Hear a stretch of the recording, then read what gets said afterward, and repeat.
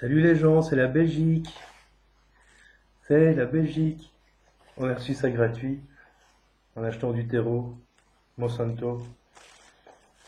Ils ont donné ça gratuit, on en a pris plein. Enfin, on en a pris trois. Enfin, on en a pris deux, on en a reçu un troisième. C'est pour le mondial de foot de l'Euro. Tu vois, Belgique. En fait, je déteste le foot. Mais ma gamine, elle adore le foot. Alors on a pris ça pour elle. C'est la meilleure joueuse de foot du monde de son école. Voilà. Alors, c'était pour dire c'est la Belgique, quoi. Tu vois, j'ai mon drapeau. Mais je le ferai pas tout le temps, hein. C'est juste que je trouvais ça comique une fois. Une fois, une fois, je trouvais ça comique une fois. Voilà, le pendule. Le pendule. Je fais artisanal, je fais pas des montages et tout, hein. J'ai la lumière dans la tronche, mais c'est pas grave. J'ai deux pendules. Avec ça, si j'ai pas l'heure exacte, c'est de l'humour belge. Bon, allez, voilà les gars. Je vais vous faire une petite vidéo sur un petit cours sur le pendule. Je dis petit parce qu'on peut faire ça pendant des heures, hein, un cours sur le pendule. Donc, je vais essayer de vous apporter quelques bases. J'ai déjà fait une vidéo sur une approche du pendule, c'est-à-dire, vous pouvez la retrouver, c'est une des vidéos les plus regardées sur ma chaîne YouTube d'ailleurs, avec ma visite au château de Fougeray. Je pense que ça fait partie du tiercé des vidéos les plus regardées. Aujourd'hui, je me suis dit, je vais faire un petit cours sur le pendule. Alors, sans me la ramener, hein, les gars, j'ai envie de vous dire, il y a des gens, ils vous font payer 400 € pour un week-end où, en sortant du week-end, vous aurez l'impression d'avoir que dalle, alors que ce que je vais vous proposer dans la vidéo maintenant, il y a des gens qui vous font payer 400 € pour n'avoir que ça. C'est une vidéo qui durera un quart d'heure, hein. Donc vous voyez bien qu'il y a des arnaques dans le métier, c'est ce que j'ai envie de vous dire. Faites attention à ça parce que ici je dis pas ça pour me la ramener, je prends conscience de plus en plus qu'en fait, euh, il y a des gens qui en fait pendant un week-end, vous allez apprendre à faire tourner un pendule, vous allez chercher un truc caché dans une pièce, 400 € le week-end, vous êtes content parce que vous avez retrouvé le truc caché dans la pièce, finalement vous avez eu que dalle. Faites attention quoi, je me la ramène pas, mais c'est un gros problème dans notre milieu et dans notre métier. Je vais un peu me tourner parce que comme ça j'ai moi là. Voilà, hop hop. Je vous dis c'est du direct live, hein. J'ai toujours de la lumière mais on me voit mieux. Enfin c'est pas moi qu'on doit voir en fait, c'est mon pendule. Bref, donc je disais, il y a des gens, ils vous font payer vraiment pour que dalle, quoi. Donc faites attention quand vous allez à un stage, à une formation, essayez de vérifier si la personne qui le propose est quelqu'un de juste et qui est dans le partage et la transmission. Gagner sa vie en donnant des stages et des formations n'est fondamentalement pas un problème. Si c'est rentrer dans l'arnaque et faire payer des gens 2, 3, 4, 500 € parfois, même plus, pour leur faire tourner un pendule et pour leur apprendre juste à tourner autour d'une barre ou d'un machin comme ça. Voilà quoi. Donc, j'ai un peu noté deux, trois trucs, mais je vais quand même faire les bases les bases du pendule sont pas compliquées en fait. C'est de la radiesthésie. Donc le pendule ici, c'est un pendule goutte. Alors un pendule goutte parce que il a techniquement la forme d'une goutte. Alors il y a différentes sortes de pendules. Techniquement, chacun ont leur spécificité, mais un pendule de Todd peut servir exactement à la même chose qu'un pendule boule, qu'un pendule goutte. C'est parce que c'est une boule aussi. Un pendule peut servir quelle que soit sa forme. Alors attention avec les pendules, c'est que ils ont à un moment ou un autre une utilisation peut-être plus spécifique dans le sens où sur ce pendule goutte, vous voyez, il y a une petite, je vais le mettre là, il y a une petite pointe et en fait la petite pointe va permettre d'être beaucoup plus précis. La pointe est moins, bon elle est cassée mais elle est beaucoup moins précise ici que là. Et en fait, la petite pointe va permettre d'être beaucoup plus précis. Par exemple, si on fait une recherche sur carte. Alors, je le dis toujours, le pendule, c'est l'amplificateur de votre inconscient. C'est un support comme un tarot, sauf qu'il a une utilisation différente. C'est l'amplificateur de votre inconscient. À force, il y a un moment où vous n'aurez plus besoin du pendule. En fait, vous aurez des intuitions qui vont se réveiller, se révéler et vous permettre peut-être d'avoir moins besoin de cet outil. On peut faire plein de choses avec un pendule, mais il y a une chose que pour l'instant j'ai jamais vraiment réussi à confirmer ni à valider, c'est la divination, la prédiction. Alors par exemple, on peut faire un tirage de tarot et passer avec le pendule dessus et vérifier par exemple quand surviendra tout ce tirage, dans quel délai. Il faut vraiment faire attention avec un pendule parce qu'il faut être excessivement précis dans les questions que vous posez. Ne demandez pas au pendule est-ce que David va faire une vidéo sur le pendule aujourd'hui sur YouTube? Non, parce que le pendule, déjà, il va pas comprendre ce que vous allez lui demander. Le pendule, c'est basique, hein. Je pourrais même dire c'est limite con, mais c'est basique, quoi. Est-ce que David va faire une vidéo sur YouTube? Est-ce que David va faire une vidéo? On recommence. La bonne question est, est-ce que David va faire une vidéo? Il va te dire oui ou il va te dire non. Aujourd'hui? Oui ou non. Sur YouTube? Oui ou non, etc. Il faut vraiment découper vos questions de manière en fait à ce que le pendule puisse vous répondre. Si vous posez 4 questions dans une seule phrase, le pendule il va peut-être vous mettre oui ou vous mettre non, mais il va finalement, on va pas savoir à quelle question il va répondre. Donc c'est vraiment fondamental ça. Il faut vraiment que vous soyez bien précis et vous distinguez toutes les questions. Est-ce que David va faire une vidéo? Oui. Sur YouTube? Oui. Sur le pendule? Oui. Aujourd'hui? Oui. Etc. Alors ça c'est vraiment le fondement, hein. Alors je le disais dans ma précédente vidéo, que vous pourrez aller revoir, je mettrai le lien dans la description. Un pendule en fait il va falloir trouver une convention. Alors une convention c'est quoi? C'est lui demander comment il dit oui. Alors attention parce que quand vous allez entamer votre travail avec le pendule, si vous ne l'avez jamais fait, il est possible qu'au tout départ, il frémisse un tout petit peu, mais il ne bouge pas des masses. Faut pas vous décourager, les gars. Mais il faut pas non plus vous mettre la pression. C'est-à-dire, il faut pas vous dire, ouais, ça bouge pas, je suis nul, il faut que ça bouge, il faut que ça bouge. Nenni, hein, il faut que vous y alliez mollo en disant, bon, je vais essayer un petit peu aujourd'hui. Je prends 5 minutes et je m'entraîne. Je fais un peu le vide, je me concentre sur le pendule. J'essaie de pas trop m'encombrer l'esprit non plus. Et en faisant ce vide, je regarde le pendule et je vois que ce pendule frémit un petit peu. C'est déjà pas mal, hein. Il y a des gens chez qui il reste totalement inerte. Tout le monde est capable de faire du pendule. Donc voilà, est-ce que David va venir faire une vidéo sur YouTube aujourd'hui sur le pendule? C'est une mauvaise question. Et de toute façon, pour connaître la réponse à la question, il faut savoir comment le pendule dit oui. Alors tu lui dis simplement, comment dis-tu oui? Et il va tourner dans un sens. Tu lui dis stop.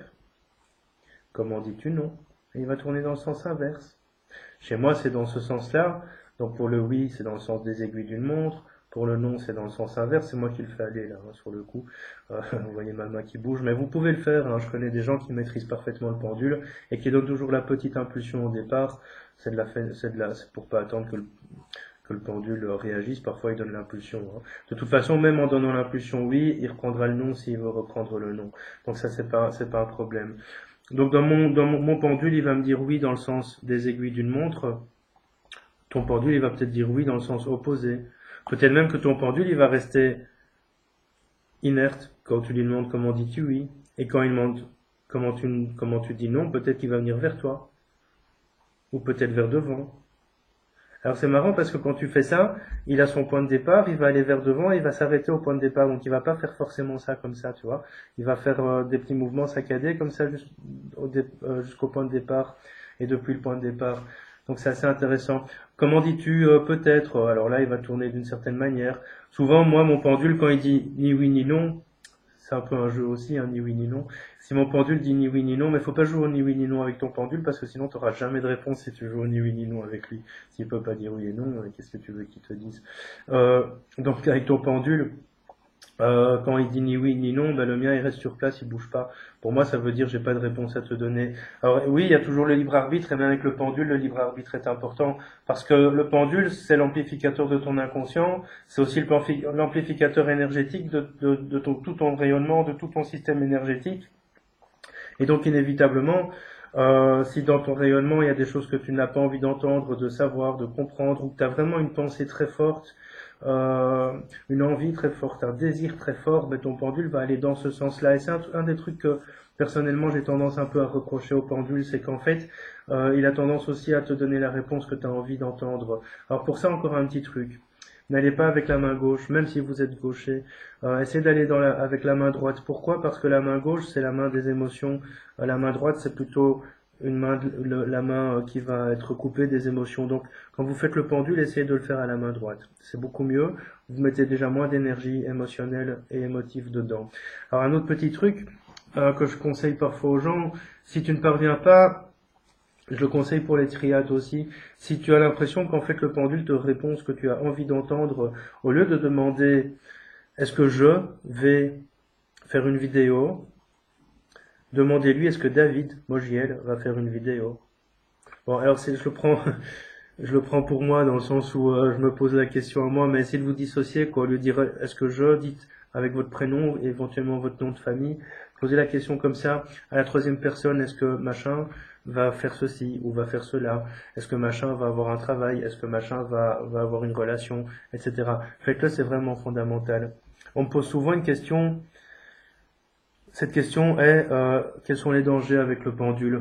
Ben, en soi, on va dire qu'il n'y a pas de danger avec le pendule en soi, ni avec un tarot, ni avec quoi que ce soit. Le problème, c'est que quand on rentre dans une pratique énergétique, une pratique spirituelle, quelle qu'elle soit, que ce soit le pendule, le tarot, les runes, que ce soit un oracle, que ce soit de la numérologie, que ce soit du spiritisme, quelle que soit la pratique dans laquelle on rentre, on ouvre son système énergétique. Et donc, inévitablement, on va devenir une grande lumière, puisque le système énergétique va s'illuminer d'une certaine manière, et on va devenir une grande lumière pour tout ce qui passe aux alentours. Un jour, une femme m'avait dit, les médiums, ou en tout cas les gens qui pratiquent dans la spiritualité, sont des phares dans la nuit pour les esprits, pour les âmes errantes, etc., etc. Donc inévitablement, quand tu ouvres ton système énergétique, que ce soit avec un pendule, un tarot, un oracle, que ce soit même avec des livres spirituels, attention, des vidéos spirituelles, tu regardes une vidéo sur YouTube de David Mogiel par exemple, je le connais bien, je le connais même trop bien, parfois il m'emmerde. Quand tu vas à une conférence, quand tu regardes un film spirituel, ton système énergétique va s'ouvrir parce que tu vas être en demande, tu vas être à l'écoute, tu vas essayer de puiser quelque chose, d'avoir un nouvel enseignement éventuellement. Donc inévitablement, tout va rayonner, tout va s'ouvrir. Et à ce moment-là, qu'est-ce qui se passe? Ton énergie va attirer à elle des âmes, des esprits, des guides, des personnes disparues, des choses qui reviennent du passé, etc., etc. Et donc, inévitablement, il faut se protéger. Alors, on me dit souvent, c'est dangereux le pendule, c'est dangereux de faire les tarots, c'est comme de la magie. Non, pas du tout. En fait, c'est juste que tu ouvres ton système énergétique, tu vas attirer des trucs, mais il n'y a rien de dangereux. Le tout est d'apprendre à se protéger. Alors, une des protections que vous pouvez tout simplement faire, c'est demander à vos guides de vous protéger. Mes guides, s'il vous plaît, protégez-moi pendant ce travail de pendule. Mes guides, s'il vous plaît, protégez-moi pendant ce tirage de tarot. Mes guides, s'il vous plaît, protégez-moi pendant que je regarde ce film, que je lis ce livre. Ce que vous pouvez faire après, c'est simplement nettoyer le truc. S'il vous plaît, mes guides, nettoyer toutes les énergies qui ne m'appartiennent pas. C'est très con. Hein. En fait, il faut pas faire de chichi, hein, les gars. On pense souvent qu'être dans la spiritualité, c'est avoir des encens, des trucs qui brûlent, avoir des drapeaux belges, parce que je vois mon drapeau belge à côté. On pense souvent que dans la spiritualité, il faut plein de pierres partout, il faut des décors pour en jeter, tu vois, il faut que ça en jette.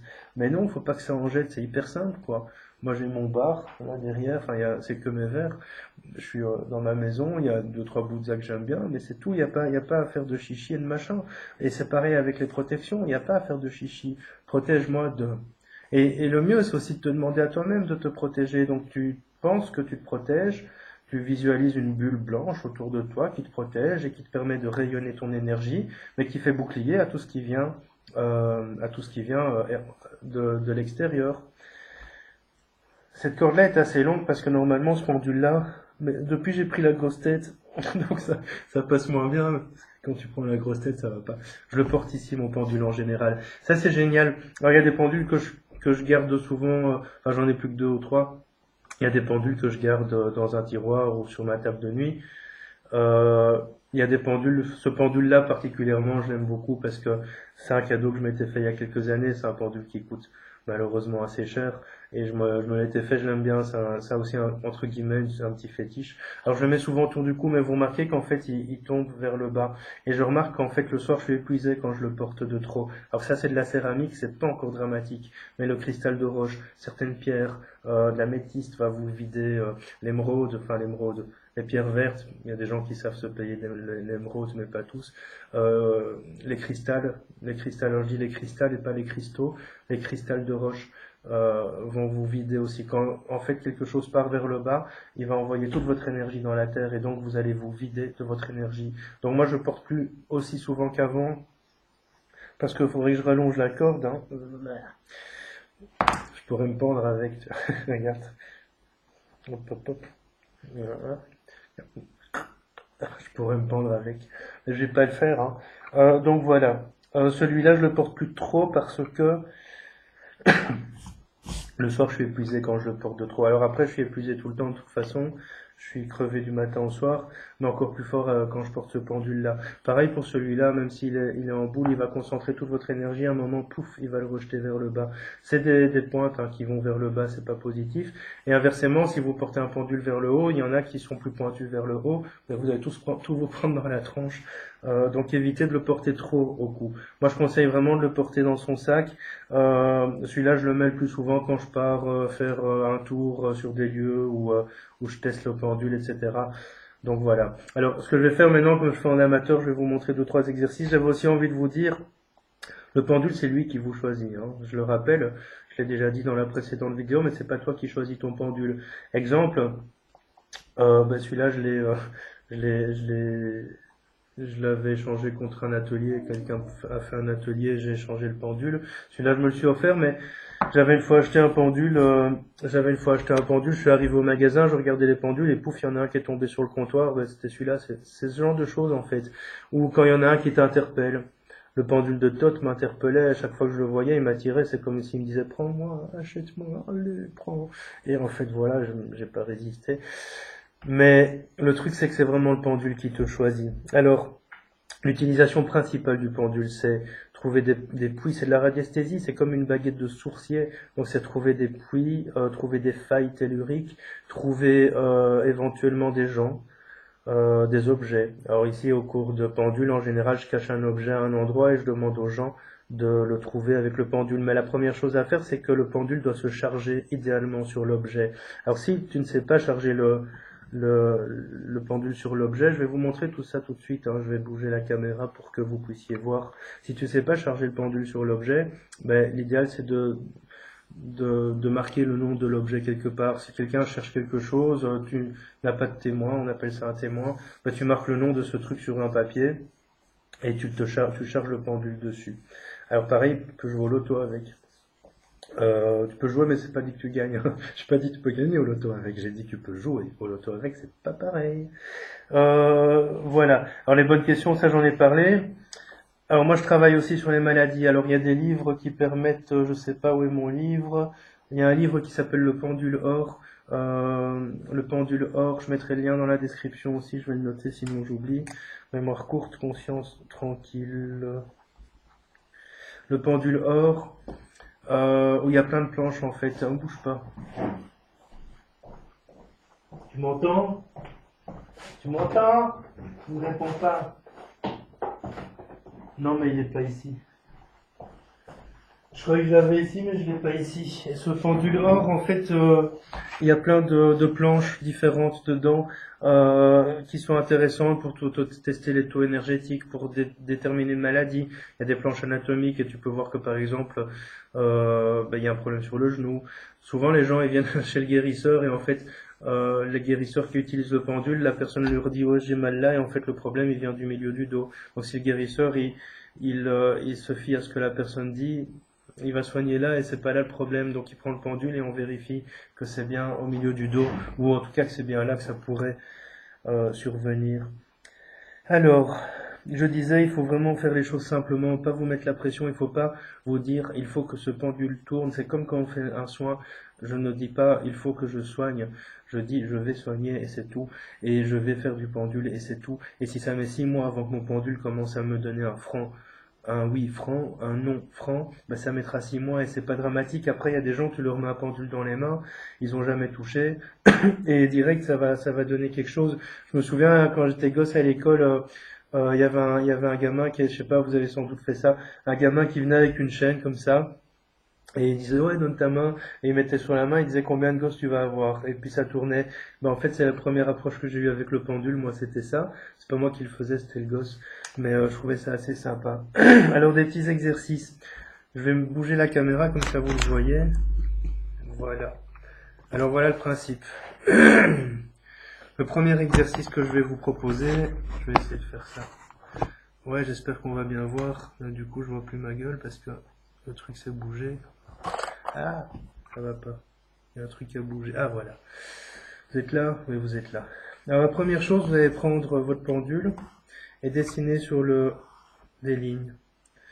Des lignes, je vais bouger la caméra tout de suite, hein. Des spirales.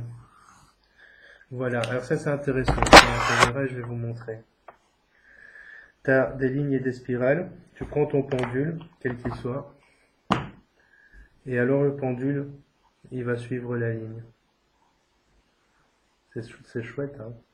Tu fais pareil sur la spirale. Le pendule, il va suivre la spirale. Ça, c'est assez sympa aussi.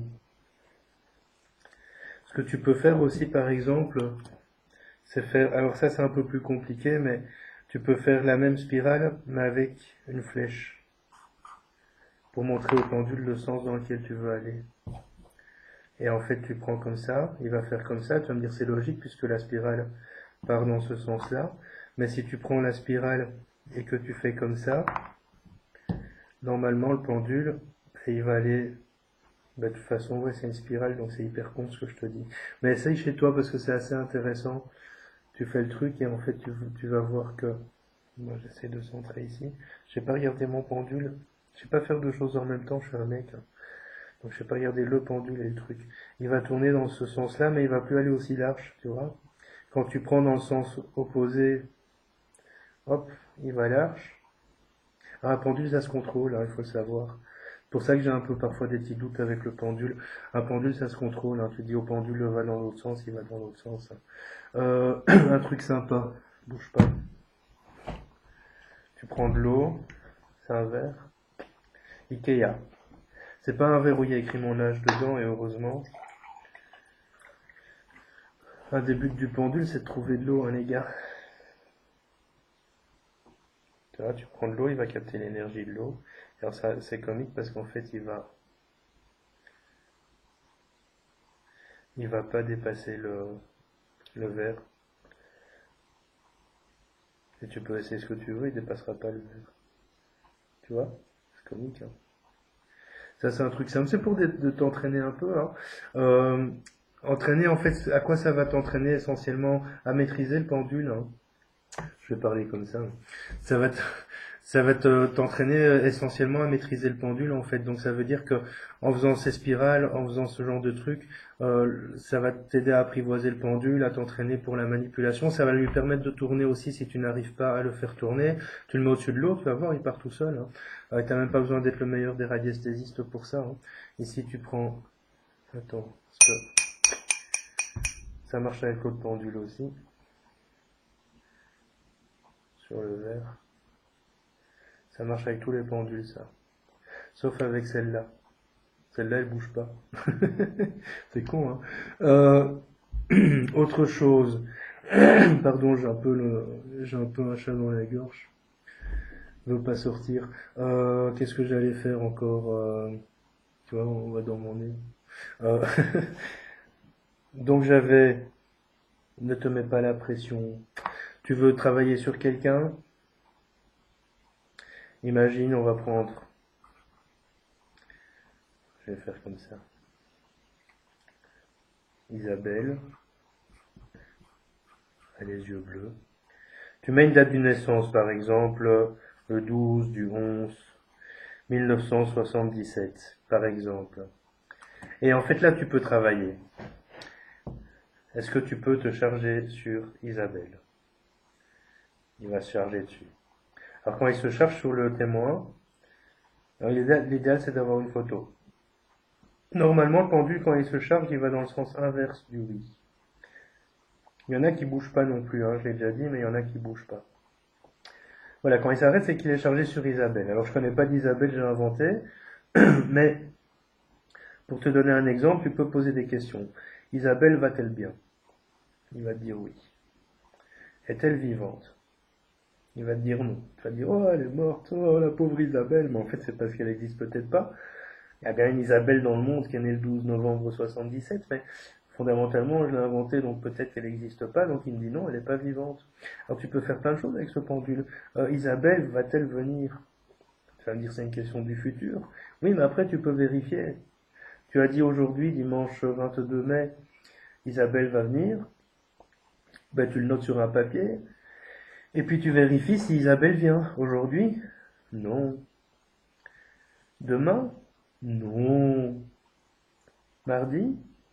Non, puisqu'elle n'est pas vivante, on te l'a déjà dit, tu ne m'écoutes pas. Ah oui, c'est vrai, pardon. Oui, j'ai un petit dialogue parfois avec mon pendule. Lui et moi, on s'entend assez bien parfois.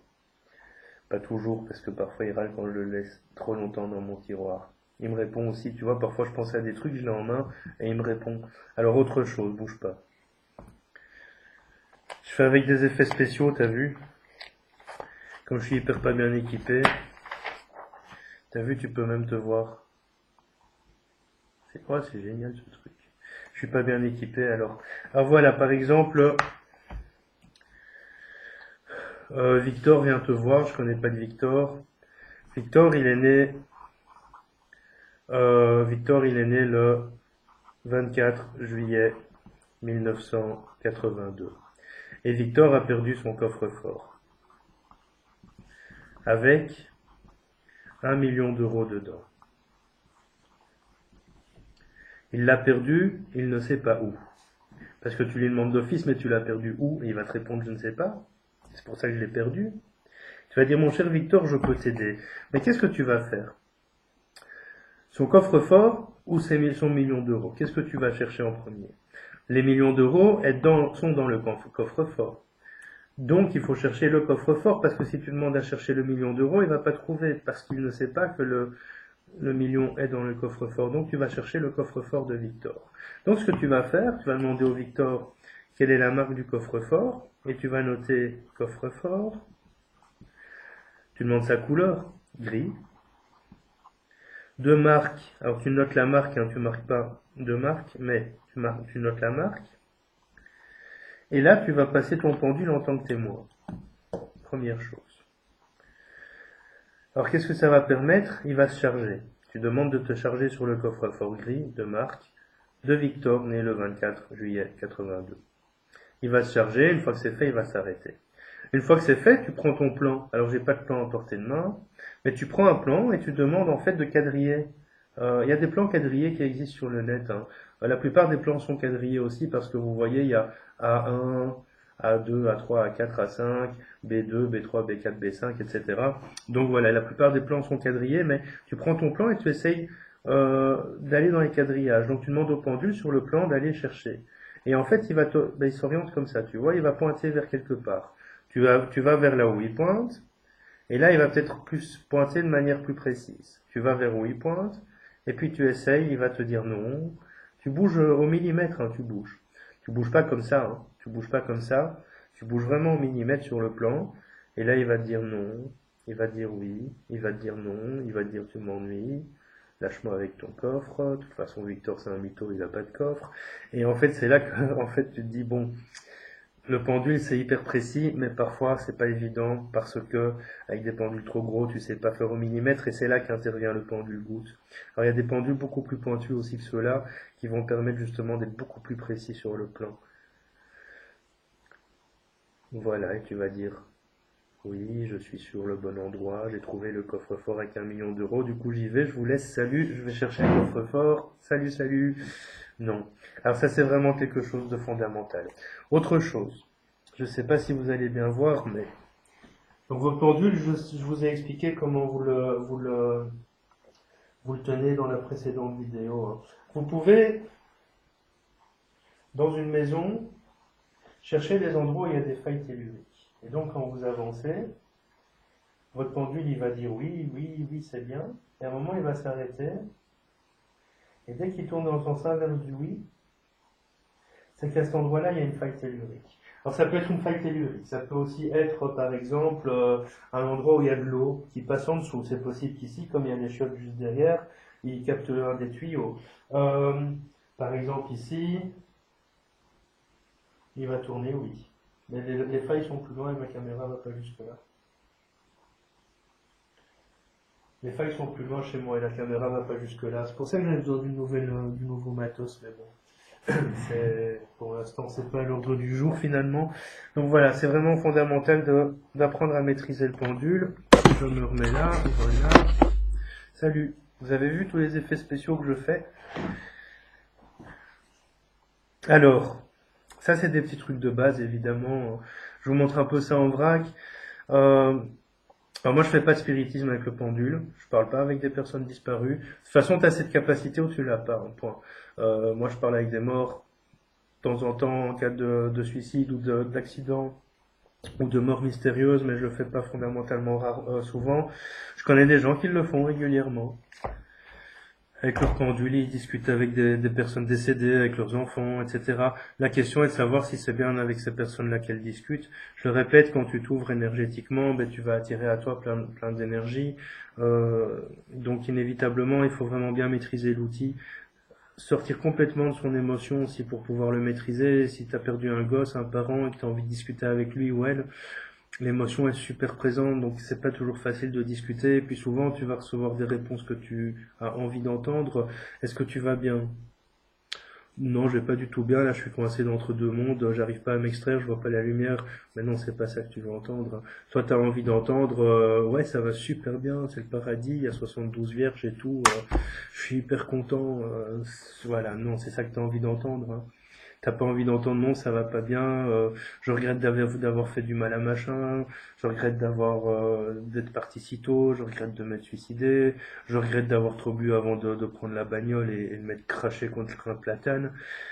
C'est pas ça que t'as envie d'entendre, quoi. Donc le problème, il est là aussi. Alors protégez-vous parce que se protéger n'est pas que fondamentalement une protection énergétique. Se protéger, c'est aussi se protéger de ce que tu pourrais recevoir comme réponse, que ce soit avec un tarot, avec un pendule ou n'importe quel outil. Tu dois aussi te protéger de ce que tu pourrais recevoir comme réponse.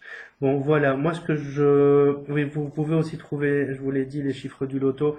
La bonne question à poser est, ce numéro va-t-il sortir? Première question. Ce soir, ou demain, ou au tirage de telle date? Deuxième question.